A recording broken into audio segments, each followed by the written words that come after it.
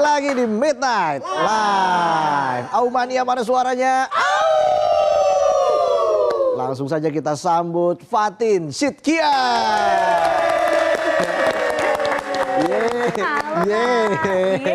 Apa kabar? Baik, alhamdulillah. Apa kabar, Kak Reza? Saya baik, terima kasih. Kita kasih tepuk tangan sekali lagi. Gila, keren banget. Nice. Fatin kemana aja sih Fatin? Iya, aku suka banget, reaktif banget ya. Iya. Keren. Emang dibayarnya untuk itu. Terakhir saya lihat Fatin X Factor dulu ya. 2013 season pertama. Wah, viral banget ya waktu itu kamu ya. Gimana saat itu kamu tiba-tiba mendapatkan sebuah panggung besar dan kamu mendapat sorotan dari semua masyarakat Indonesia tuh gimana?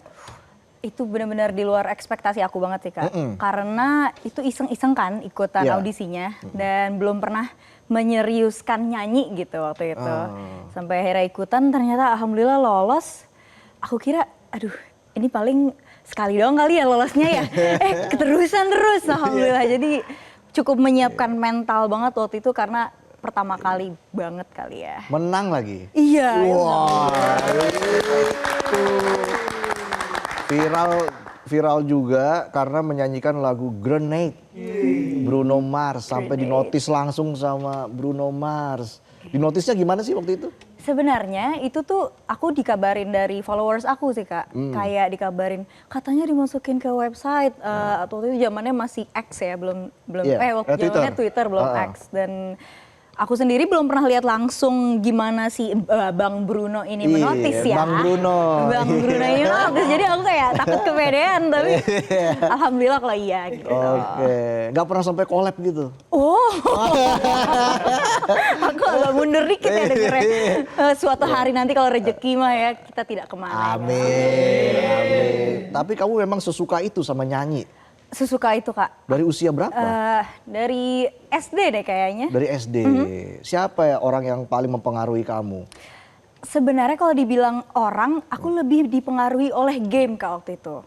Game? Game, iya dulu kan game tuh soundtracknya bagus-bagus ya, game-game Jepang gitu. Nah tapi kalau orang terdekat mungkin ayah kali ya, karena ayahku tuh setiap hari Minggu suka banget nyanyi-nyanyi lagu Batak ya. Namanya juga Lubis kan. Lubis, iya. Setiap hari tuh denger, cukup awam lah denger ayah kayak lagu-lagu yang dia suka itu. Wah keren ayah. Lihat terima kasih Fatin, ya. wah malu ya gitu. Nah Fatin juga tahun lalu, kenapa sih ketawa-ketawa aja? Fatin tahun lalu sudah menelurkan album terbaru. Nama albumnya Cerita Kita. Cerita Kita, betul. Cerita Kita sejak kapan itu ceritanya? Baru juga kenal ya. Bener. Kenapa Cerita Kita? Karena di album ini tuh kebetulan gak cuman curhatan aku doang gitu. Kayak di beberapa lagu tuh terinspirasi dari cerita teman-teman aku, cerita followers aku bahkan yang suka DM. Jadi aku ngerasa ini tuh nggak tentang aku doang gitu, ini cerita kita juga gitu. Ada nggak curhatan followers yang masih diingat sampai sekarang? Yang kebanyakan ya curhatan mereka itu tuh apa ya, banyak yang misalnya ditinggal nikah, habis itu yang kayak Kak ini mantan aku kontak aku lagi, aku harus apa? Aku kan wow sih mengerti, aku paham gitu. Lihat itu, aku boleh nggak sih jadiin cerita kamu? Gitu. Ada sampai segitunya ya? Ada. Oke, karena memang apa? Karena memang kamu sering berinteraksi dengan follower kamu atau bagaimana kamu menganggap fans kamu? Ada julukannya nggak sih fans kamu? Ada, Fatinistik. Fatinistik. Yes. Wow. Tapi emang itu sih Kak, aku emang cukup aktif kayak ngobrol sama mereka. Misalnya aku kan kadang suka live streaming juga ya. Dan di situ jadi momen aku buat kayak makin mengenal mereka satu sama lain gitu. Kamu gamer juga? Yes, aku suka banget. Keren loh. Nyanyi bisa, main game bisa. Main game gak ada hasilnya begini. Tapi sesuka itu juga main game? Sesuka itu. Kenapa? Mungkin awalnya ini selaras sama kenapa aku suka musik kali ya Kak. Dari aku kan awal suka main game tuh SD. Nah di SD itu tuh menurut aku soundtrack game yang aku main itu bagus-bagus banget Kak. Kayak stringsnya bagus, kayak orkestranya bagus. Nah dari situ aku tuh ngerasa, aduh aku suka game justru karena soundtracknya bagus gitu. Nah, suka soundtracknya bagus, jadi suka ke musik gitu.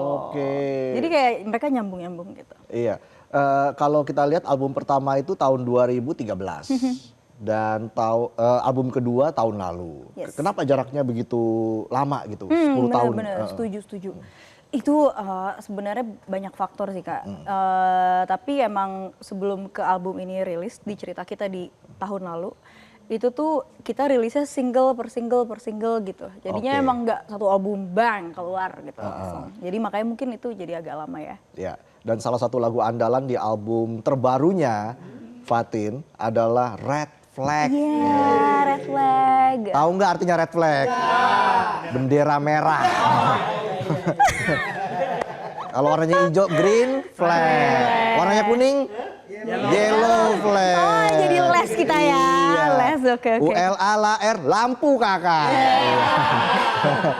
Ya biasa untuk menghibur malam ini. Oh kan. iya, dia terlihat banget terhibur. Terhibur dan tertekan. Kenapa Fatih? Gak apa-apa, lucu aja aku tuh. Aku dari tadi bener-bener kayak mereka tuh udah standby.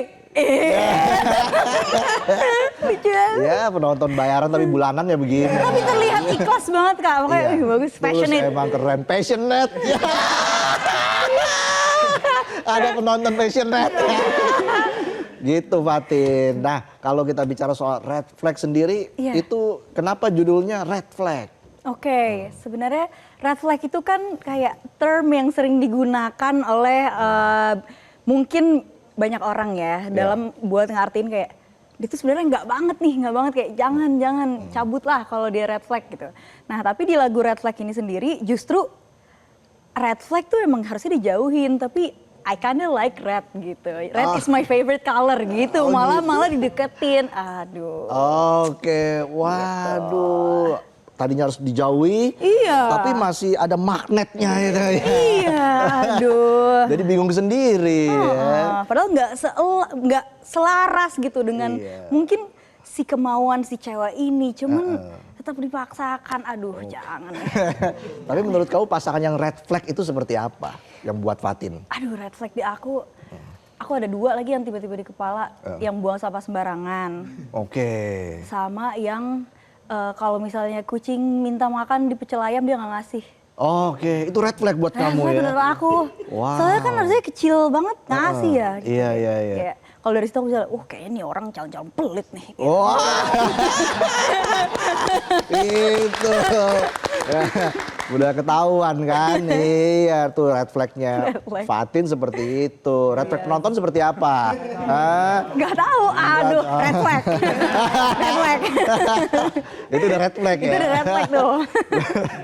Nah, dari Red Flag ini, lagu Red Flag ini apa sih pesan yang ingin disampaikan Fatin kepada fansnya Fatin, kepada followernya Fatin, dan juga pecinta musik Indonesia? Oke.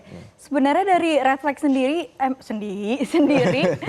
emang lagunya tuh sesimpel itu sebenarnya Kak. Dan emang cuma lagu 2 menitan dan lagu yang buat ngisi momen dimana kalau misalnya ada orang yang, aduh gue suka lagi sama orang ini, tapi sebenarnya sih enggak gitu. Dan menurut aku sebagai musisi itu salah satu blessing buat aku untuk bisa bikin lagu based on momen orang gitu. Dan nggak ada di lagu itu juga nggak ada solusi, nggak ada closure. Cuman buat kalau kita lagi ngerasain ini soundtracknya tuh Red Flag gitu. Oke. Nah dalam album ini kan ada 12 lagu. Yes. Bisa ceritain nggak kamu berkolaborasi dengan siapa saja dan bagaimana kontribusi kamu terhadap lagu-lagu dan juga album ini? Alhamdulillah kemarin itu aku berkolaborasi bareng sama Kak Kamga, Kak Clara Riva, terus Kak Nadia Fatira dan masih banyak lagi, dan mereka itu emang orang-orang yang alhamdulillah aku udah ngerasa cocok untuk kerja bareng gitu Kak. Yang kayak kalau kita workshop tuh bisa yang kayak kita mau bikin apa lagi ya Kak, udah yang nggak canggung lah ibaratnya. Dan biasanya kita proses workshopnya itu aku selalu mencoba untuk bisa naruh tulisan aku ke dalam lagu, karena biar di lagu itu tuh ngerasa bisa lebih personal gitu. Bisa setiap aku bawain ini aku tuh tahu ini lagu aku pas lagi momen A, pas lagi momen B gitu. Ya, ada kedekatan emosional tuh penting ya dengan sebuah lagu begitu ya. Nah, Kalau kita bicara soal album ini lagi, sebenarnya apa yang kamu harapkan dari album Cerita Kita ini untuk karir kamu ke depan dan juga untuk mimpi-mimpi kamu ke depan? Untuk karir aku sendiri sebenarnya album Cerita Kita ini seperti PR yang akhirnya terselesaikan di aku dan kayak jadi apa ya? Jadi oh ini lagu-lagu yang pernah aku coba bikin seperti yang A, seperti yang B. Jadi menurut aku nanti buat karya selanjutnya kayak tahu kalau berdasarkan dari album yang kemarin udah pernah nih bikin ini. Atau kayak dari yang kemarin lebih efektif lagi bikin yang lain gitu. Jadi sebagai kayak rekam jejak juga tapi satu sisi kayak anak-anak aku yang akhirnya bisa dilahirkan gitu. Iya. Dan memang pastinya ada perbedaan ya antara album kedua dan juga album pertama ya. Yes. Apa biasanya kalau seorang musisi itu ada titik kepuasan begitu. Ya, nah di album kedua ini apa yang menjadi titik kepuasan kamu dibandingkan dengan album yang pertama? Di album kedua ini aku alhamdulillah sudah jauh mengenal diri sendiri sih dibanding sama album pertama. Di album yang Si Cerita Kita ini benar-benar aku tahu banget setiap lagu ini.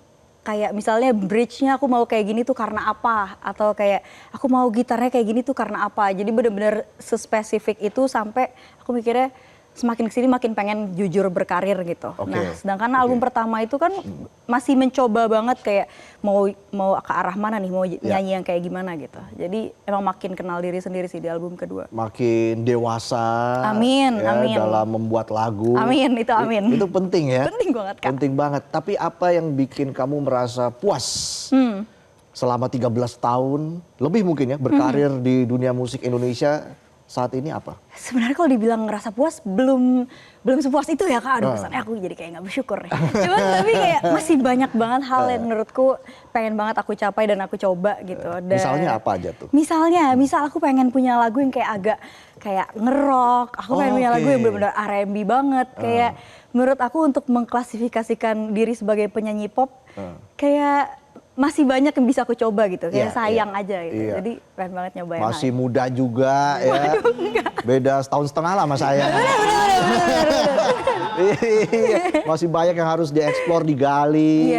Itu penting banget bagi seorang musisi untuk bisa terus kompetitif di industri musik Indonesia. Nah, kalau dari Fatin sendiri apa yang harus dilakukan seorang musisi agar bisa terus konsisten di dunia musik?